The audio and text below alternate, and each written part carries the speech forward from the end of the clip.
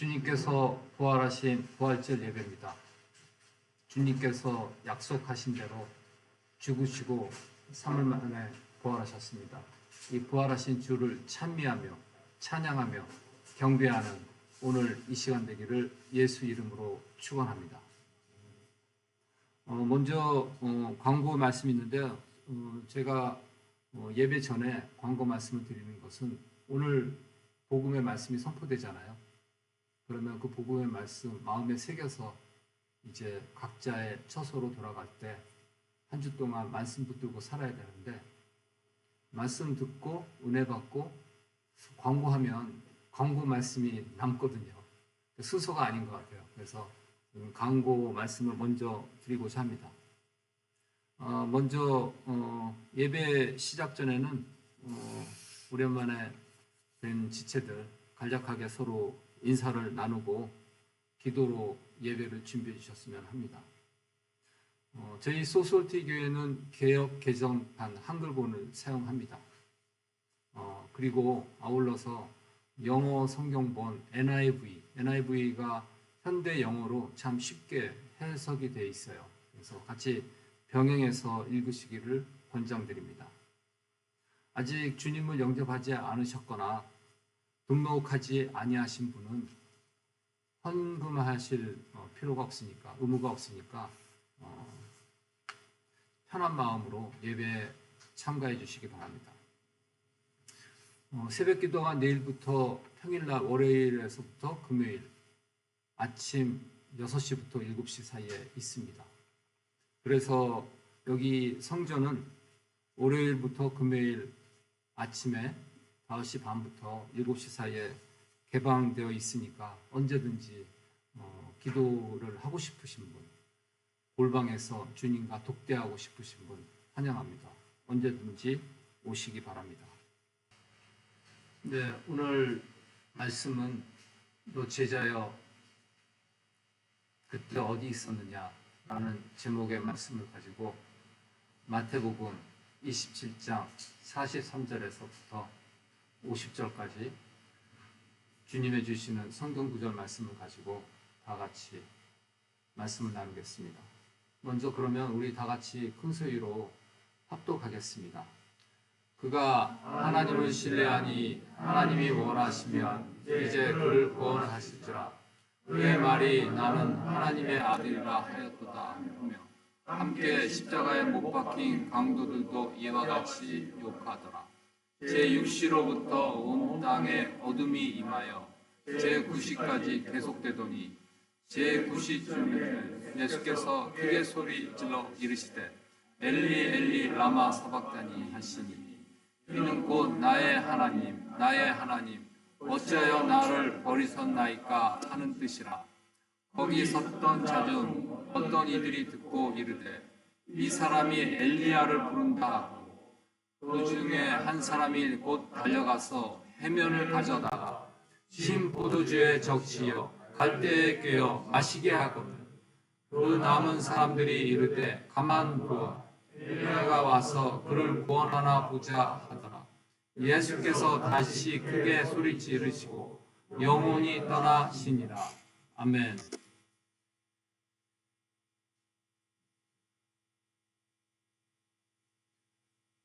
예수님께서 십자가에 못 박히신 제6시부터 제9시까지, 다시 말하면 정오에서부터 오후 3시까지 대낮입니다.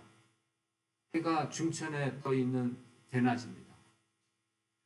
그런데 여기서 성경에서는 온 땅에 어둠이 임했다고 합니다.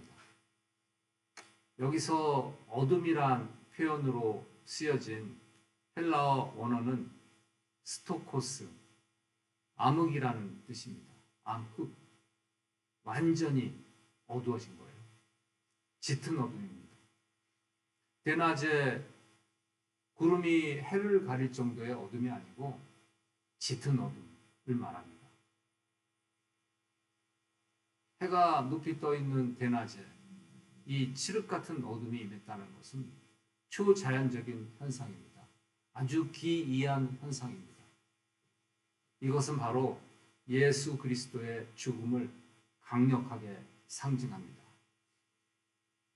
그런데 이 거룩하고 역사적인 장소에, 이 시간에 제자들은 없었습니다. 예수 그리스도와 3년 동안 함께하고 동거동락, 동거숙식을 같이 했던 제자들은 이 자리에 없었습니다. 그 옛날 아주 오래전에 하나님께서 약속하셨던 메시아가 오셔서 많은 사람의 죄를 담당하고 나무에 매달려 죽으시고 사흘 만에 부활하신다는 하나님의 그 약속, 그 십자가 대속의 약속이 이루어지는 이 위대한, 이 거룩한, 이 역사적인 장소에 그들은 없었습니다. 오로지 몇몇의 여인들, 예상 외에 몇 명의 소수의 사람들만 그 자리를 목격했습니다.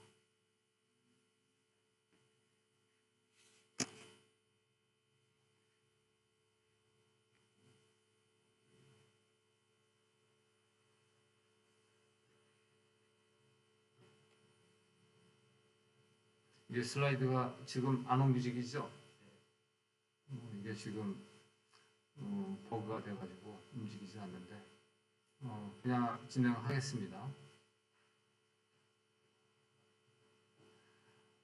그 성경 구절에 보면 그 자리에 막달라 마리아가 있었다고 합니다. 그리고 작은 야고보와 요셉의 어머니인 마리아, 그리고 세데베의 아들, 다시 말하면 큰 야고보, 그리고 요한의 어머니 마리아 살로메가 있었다고 합니다. 그리고 아리마대에서 온 아리마대의 부자 요셉이 그 자리에 있었다고 합니다.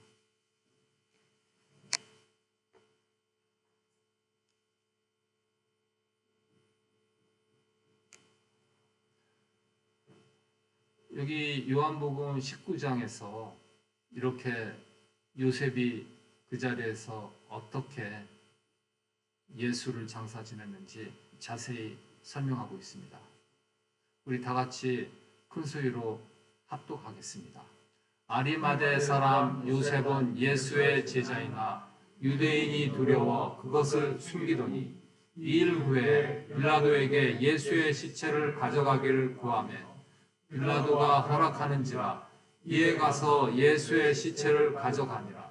일찍이 예수께 밤에 찾아왔던 니고데모도 모략과 침향 섞은 것을 100리트라쯤 가지고 온지라. 이에 예수의 시체를 가져다가 유대인의 장례법대로 그 향품과 함께 세마포로 쌌더라. 아리마대 사람 요셉, 그리고 니고데모, 이 둘은요 공회 의원이라고 합니다. 지금으로 말하면 국회의원이에요. 엄청나게 권력을 갖고 있고 정치적으로 엄청난 세력가입니다. 이렇게 평생 동안 땀 흘리고 열심히 지역사회를 위해서 일하고 해서 쌓았던 신분, 공적이 하루아침에 잃어버려질 수 있는 그런 위험한 상황에 스스로 자신을 내어 던집니다. 자신의 직임뿐만 아니라 자신의 목숨까지도 위태로워질 그러한 상황에 자기 스스로를 내어 던집니다. 감히 총독에게 찾아가서 예수 그리스도의 시체를 내어달라고 요구합니다. 자기가 유대인들이 무서워서 쉬쉬하고 감췄던 신분, 예수의 제자인 신분을 드디어 드러냅니다. 언제요? 예수께서 영광 받으실 때, 하나님께서 고대 아주 오래전에 약속하셨던 그 약속이 이루어지신 그때 하나님께서 증인 삼기를 원하시는 그때 드디어 예수 그리스도의 제자의 신분 드러냅니다. 커밍아웃 합니다. 이렇게 현실의 위험을 무릅쓰고 행하는 행함과 입술로서 자신의 믿음을 고백으로 끝나는 것은 완전히 다른 차원입니다. 우리가 입술로 믿음의 고백하죠. 주님을 사랑합니다. 주님, 일을 주시옵소서.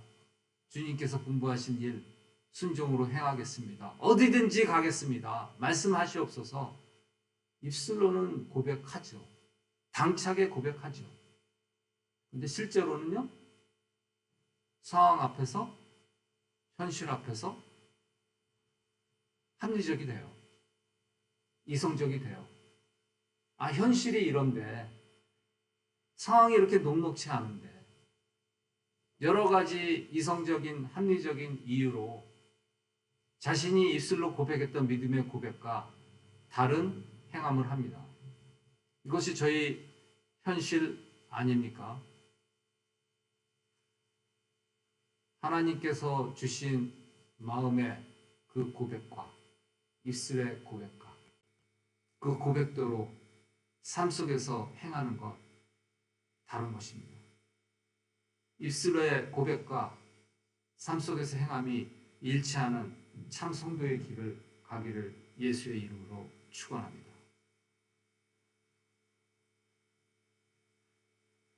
그래서 요한도 이렇게 고백하지 않습니까? 그리고 예수 그리스도께서 말씀하신 계명을 상기하면서 기록하지 않습니까? 나의 계명을 지키는 자라야 나를 사랑하는 자라. 요한복음 14장 21절에서 이렇게 고백하고 있지 않습니까? 두 개 다 질 수 없습니다.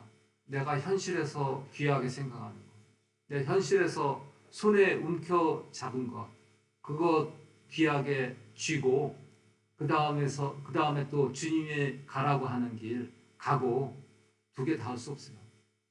진정한 행함의 믿음은요, 포기하는 겁니다.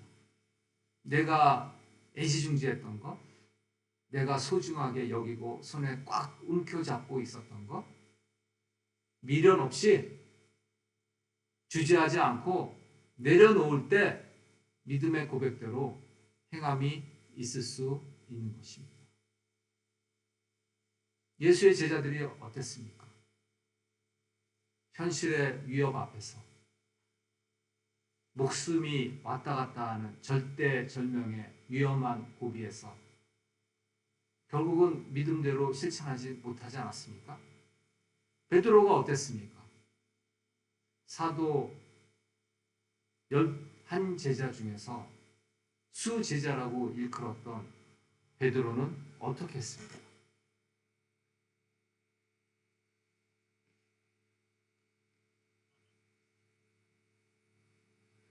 마태복음 16장 33절에서 베드로가 이렇게 믿음의 고백을 하죠. 다 주를 버릴지라도 나는 언제든지 버리지 않겠나이다.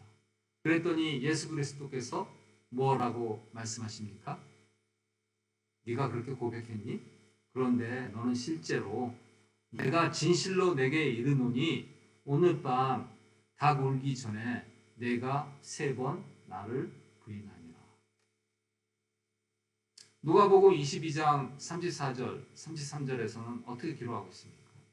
베드로가 이렇게 고백합니다. 주여, 내가 주와 함께 오게도 죽는데도 가기를 준비하였나이다.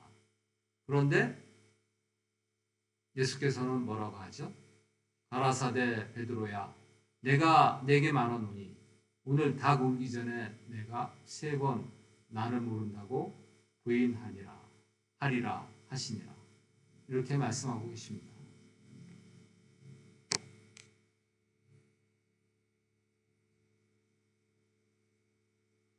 내가 존귀와 영광을 받아야 할 그때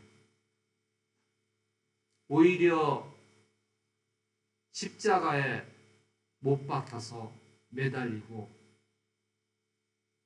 그 모멸의 거리에서 내팽개쳐 버림을 받았을 때 너 제자여 어디 있었는가? 너 제자여 어디서 무엇을 하고 있었는가?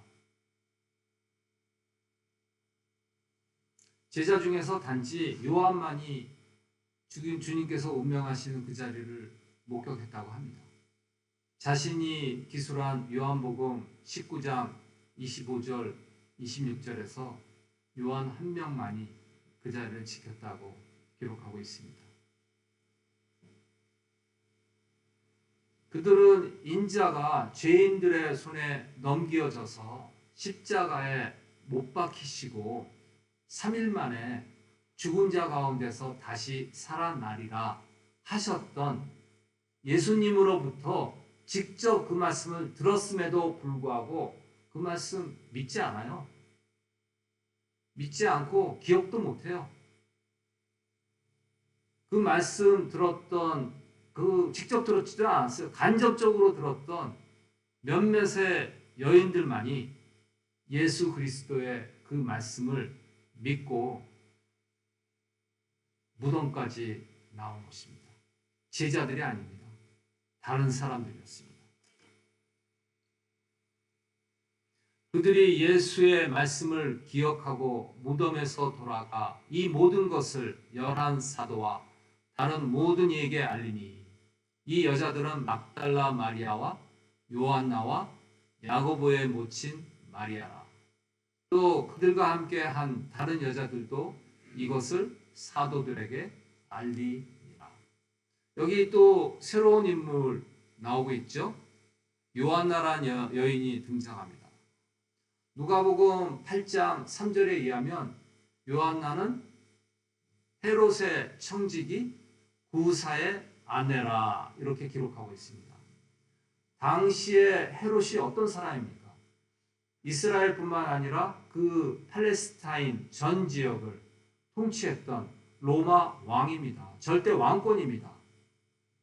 절대 왕권을 가진 절대 권력자 바로 측근에서 청지기, 지금으로 말하면 대통령 비서실장을 했던 사람이에요. 엄청난 권력가 세력가입니다. 그런데 이 남자의 여인 요한나라는 여인은 지금 남편을 위태롭게 하고 있어요. 이렇게 부활의 현장 아무도 얼씬거리지 못하는 로마의 군병이 무서워서 그 자리에 부활의 현장을 목격하러 서슴지 않고 달려갑니다. 이 행동이요, 남편의 그 자리가 위태로워지고요, 남편의 목숨도 위태로워질 수가 있습니다. 여러분, 이 당시 이스라엘 사회에서 가장 천대받고 사회적으로 소외받고 경제적으로 밑바닥 계층 세 부류가 있었어요. 한 부류가 과부, 고아, 이방인. 이 세 계층은요, 공통점이 있습니다. 상속권이 없어요. 그래서 아버지가 죽으면요, 사후에 물려받을 재산이 없어요. 물려받을 논밭도 없고요, 가축도 못 받고요, 돈도 유산으로 받지 못합니다. 완전히 알거지가 됩니다. 그래서 이렇게 남편을 잃은 미망인 사회적으로 보호하기 위해서 사회보장제도가 무엇입니까? 형사 취수라고 들어봤죠. 형이 죽으면 미망인으로 남은 형수가 경제적으로 취약해지니까 사회적인 보장제도로 남동생이 형수를 모셔라. 취수해라. 그래서 형사 취수제도가 있었던 겁니다. 그만큼 남편을 잃은 여인은 기구한 인생이 됩니다. 이것을 너무나도 잘 아는 요한나는 그럼에도 불구하고 남편의 목숨이 위태로워질 수 있는 일을 합니다. 왜 이 사실을 모를 리 없는 요한나가 무모하기 짝이 없는 일을 할까요? 주님께서 원하시는 자리이기 때문에. 주님께서 영광 받으시는 자리에 누군가가 증인을 서기를 원하셨기 때문입니다. 내가 하겠습니다. 내가 목숨 걸고 하겠습니다. 내가 그 자리에 가서 주님께서 부활하신 그 역사적인 장소에서 목격하고 주님의 부활의 증인이 되겠습니다. 그래서 서슴지 않고 그 무덤을 찾아간 것입니다.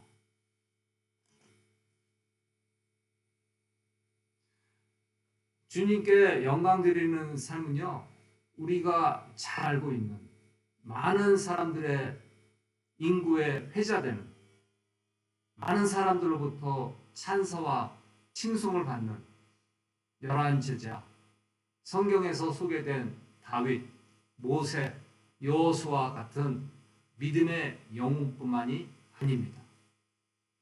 이름도 없고 빛도 없는 평범한 인생들일 수 있습니다. 사마리아에 있었던 우물가의 여인, 하나님으로부터 구원을 받았던 이방 여인, 기생이었던 라합, 아람의 큰 장군이었던 나아만 장군의 나병을 고쳐주었던, 그래서 나아만 장군에게 나아가서 조언을 서슴지 않았던 이스라엘의 작은 여종, 향후 옥합을 깨뜨린 무명의 여인, 예수 그리스도께서 십자가에 못 박히셔서 운명하실 때까지 끝까지 지켜봤던, 그리고 그 시체를 장사 지내기까지 마무리하기까지 끝까지 목격했던, 그리고 그 예수 그리스도께서 부활하신 그 장면을 최초로 목격했던 마리아, 막달라 마리아, 이런 여인들일 수 있습니다. 유명한 설교가, 권능이 넘치는 목회자, 아주 큰 교회를 담임하시는 목사님, 교회를 위해서 수십억을 쾌척한 장로님들이 아닐 수 있어요. 오히려 이름도 없고 빛도 없고 주님의 이름과 주님께 존귀와 영광을 바치기 위해서 골방에서 기도하고 남보지 않은 곳에서 헌신하고 주님께서 주신 작은 계명이라도 민감하게 반응하여 순종하는 작은 믿음일 수 있습니다. 사람의 칭찬과 찬사에 연연하지 않고 오로지 믿음의 시선을 주님께 집중해서 주님의 분부에 귀담아 듣고 순종했던, 헌신의 삶을 바쳤던 작고 여린 인생이 주님께서 기뻐하시고 주님께서 영광 받으시는 믿음일 수 있습니다.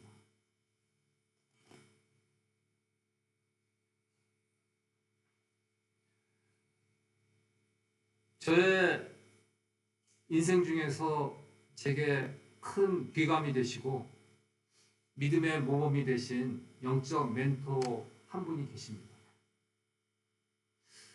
제가 알고 지낸 지가 한 30년 됐거든요. 그분은 일제시대 때 고아로 태어났어요.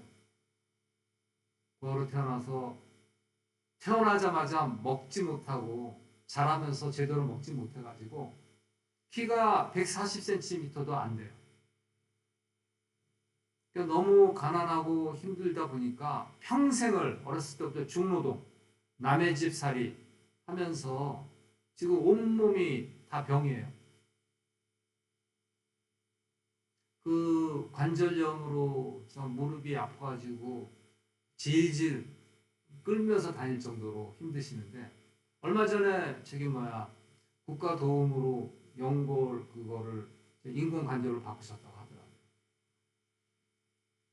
그렇게 이제 파출부하면서 그 병든 몸을 이끌면서 평생을 사시다가 나이 60이 넘어서 혼자 사시던 분이 믿음의 배우자를 만났어요. 그런데 참 기구하신 분이죠. 그 몇 년 같이 살지도 못하고 그 배우자분도 소천하셨어요. 이렇게 쓸쓸하고 고독하고 힘든 인생을 살아가시는 분이 있습니다. 그런데요, 그분을 뵈면 영적 매력이 물씬 풍겨요. 그분한테서 찡그린 얼굴 제가 본 적 없고요. 불평하고 불만하고 스스로 자조하고 걱정하고 원망하는 소리 들어본 적이 없어요. 여러분들 서울에 일원동 비닐하우스촌이라고 유명한 데가 있거든요. 언제 쓸려가서 재개발되면 없어질지 모를 거기에 사셨어요. 얼마 전에 저기 나라에서 요새는 이제 복지제도가 좋아가지고 공공 임대주택 얻게 됐다고 되게 좋아하시던데 하여튼 그 당시에는 그렇게 사셨거든요. 그러면은 이제 예배 끝나고 그분을 제가 제 차에 모셔다 드려요. 그러면 이제 노인네 뭐 풀풀 나고 그러는 거가 아니라 그분한테서 참 그 예수 그리스도의 향내가 나요. 물씬 풍겨요. 같이 대화하고 가는 그 시간이 얼마나 제게 은혜가 되든지. 그분은 태워주셔서 감사합니다 이렇게 얘기하지만 제가 오히려 감사해요. 그 은혜 받으신 분 옆에서 그 옷자락만이라도 스치는 그 기쁨이 얼마나 기쁜지 모르겠어요. 예수 그리스도의 향기가 물씬 풍기는데요. 그 향내가 차 안에 진동을 해요. 그 엄청난 은혜 아닙니까? 한 번은 그 교회에서 그 유료로 성경 아카데미 코스를 개설을 했어요. 그래서 유료니까 이제 수강비가 필요하잖아요. 근데 이분이 너무 말씀을 사모하니까 듣고 싶어 하세요. 제가 이제 그거를 아는지라 몰래 제가 대신 내어드렸어요. 그래가지고 한 6개월 코스인데 그거 같이 들었거든요. 아, 한글도 모르시는 분이 들을 수는 있으시니까 자발적으로 자원하는 마음으로 들으시더라고요. 1시간도 빠지지 않고 열심히 들으시더라고요.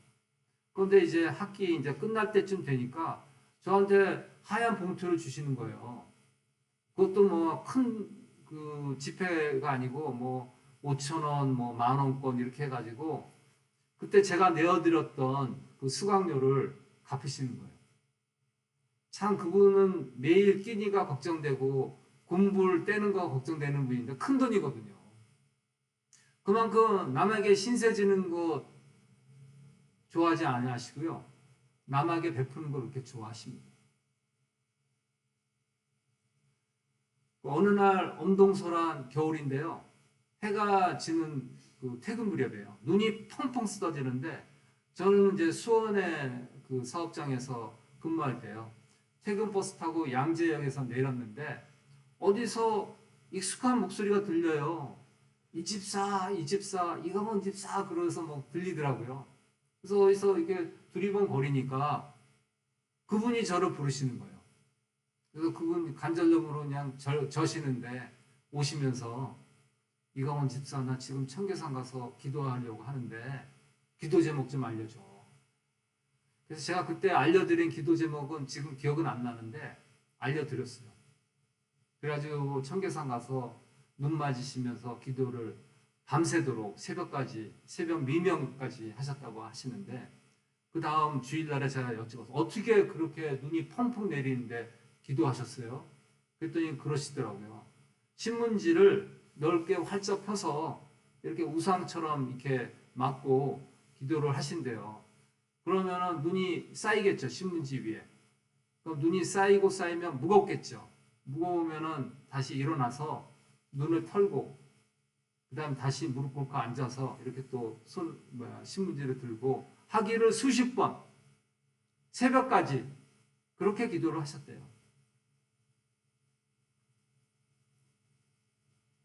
정말 대형 교회 큰 목사님뿐만 아니라 이 여리고 볼품없고 가난하고 일자무시 배운 거 없고 남들한테 관심 하나도 받지 못하는 이 작은 여인이야말로 영웅 아닙니까? 믿음의 용사, 기도의 철기란 아닙니까? 이 여인의 작은 기도가, 골방에서의 기도가 얼마나 많은 교회를 살렸겠습니까? 주님의 나라가 확장되는데 주님께서 얼마나 많은 일을 하셨겠습니까? 무너져가고 깨져가는 가정과 영혼들을 살리셨습니다. 제가 오늘날 이 자리에서 이렇게 설교하고 있는 것도 그녀의 묵은 기도, 주님께서 사용하시는, 저를 사용하시는 목회를 위한 그녀의 기도가 쌓이고 쌓이고 쌓이고 축적되고 축적된 결과라고 믿습니다.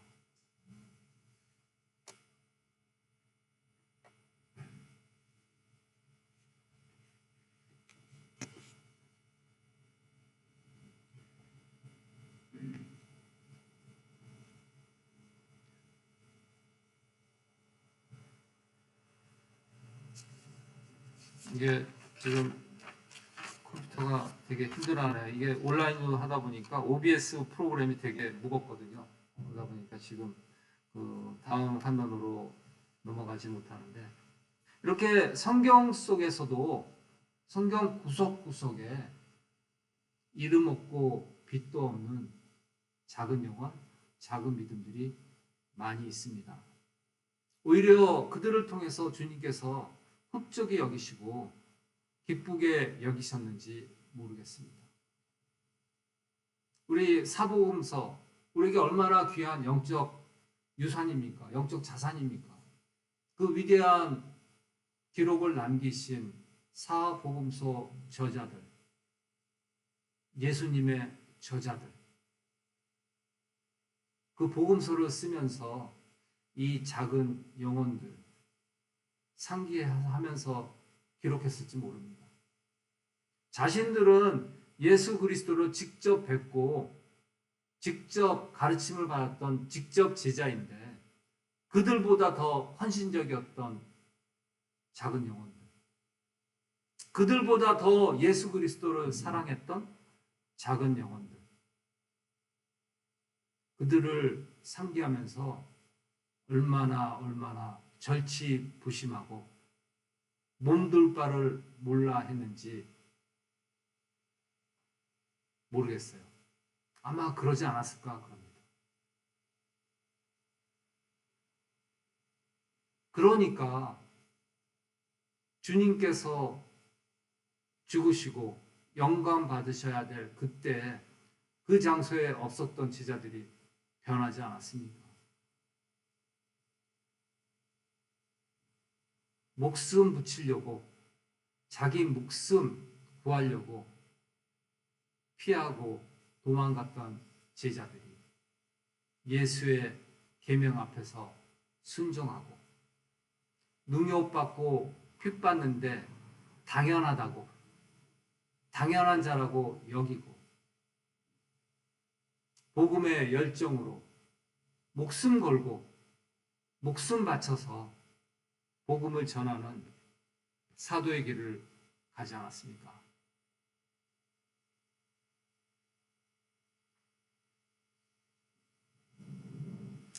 제가 한번 읽어드리죠. 이들이 어떻게 고백을 했는지. 히브리서 11장 35절에서 37절 말씀입니다.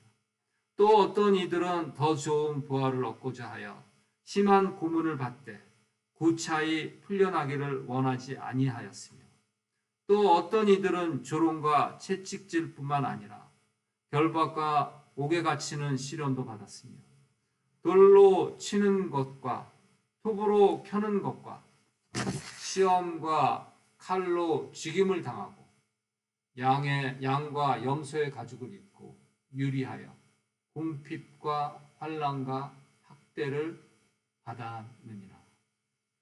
궁핍과 환난과 학대받는 것을 당연한 자로 여기고 목숨 아까워하지 않고 주님의 복음을 전하는데 뜨거우게 헌신하는 자로 변했던 것입니다.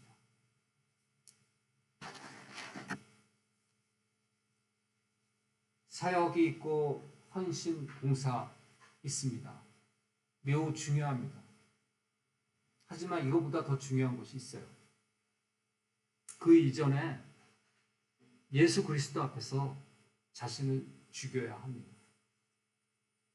예수 그리스도 앞에서 자신의 것 내려놔야 합니다. 주님 앞에서 내 생각, 내 마음 내려놓고 주의 뜻을 묻고 주의 뜻대로 사는 삶, 주님의 마음에 합한 삶이 되어야 합니다. 이것 없이 헌신하는 것 오히려 교회를 아프게 할 수 있습니다.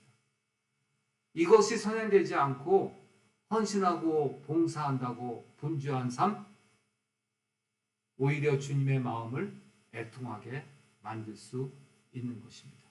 그래서 요한복음 3장 30절 요한이 이렇게 깨달았잖아요. 내 안에 계신 주께서 흥하셔야 하고 나는 쇠하여야 하리라. 내가 쇠하고 예수 그리스도가 흥하는 삶이 되기를 바랍니다. 내가 예수 그리스도와 함께 십자가에 못 박혀 죽었나니 이제는 내가 사는 것이 아니요 내 안에 계신 예수 그리스도가 사는 삶이 되기를 예수 이름으로 축원합니다. 헌신보다 중요한 것은요, 주님께서 원하시는 때에 주님께서 원하시는 곳에 서 있는 것입니다. 그것이 참 헌신입니다. 그것이 참 믿음입니다. 주님께서 원하시는 때, 주님께서 원하시는 곳에, 주님께서 원하시는 마음으로 행하고 그 자리를 지키는 것이 진정한 믿음에서 나오는 순종의 헌신입니다. 그 헌신의 결과는요, 제게 아니에요. 제 목이 아닙니다. 그 헌신의 결과는 하나님 것이고요, 하나님의 영광입니다. 저희 각자에게 주어진 육신의 삶이 있습니다. 이 육신의 삶 길지 않아요. 언젠가는 마감됩니다. 이 땅에서 육신을 가지고 호흡하는 이 시간들 정말 귀하게 사용해서 주님께서 영광 받으시는데 합당히 사용받는 시간이 되기를 예수 이름으로 축원합니다. 너 제자여, 내가 원하는 그때, 내가 원하는 그곳, 거기서 무엇을 했느냐? 주님께서 물어보십니다. 주님께서 저에게 주신 귀한 시간들, 하루하루, 인생의 시간들, 주님께서 물어보십니다. 너 어디서 무엇을 하며 어디 있었는가? 주님께서 물어보십니다. 이렇게 물으시는 예수 그리스도께 주님 바라보고 뚜렷하게 대답할 수 있는 우리의 삶이 되게 하여 주시옵소서. 주의 마음이 저희 마음 되게 하여 주시고 주의 말씀이 저희 안에 임하게 하여 주시사 주의 말씀에 순종하며 주의 뜻을 새겨서 주님의 뜻에 따르는 제자된 삶, 주님께서 원하시는 곳에, 주님께서 원하는 때에, 주님께서 원하는 모양으로 서 있는 저희 모두가 되게 하여 주시옵소서. 주님께서 영광 받으시는데 쓸모 있는, 가치 있는 인생이 되게 하여 주시옵소서. 우리 주 예수 그리스도 이름 받들어 기원드렸습니다. 아멘.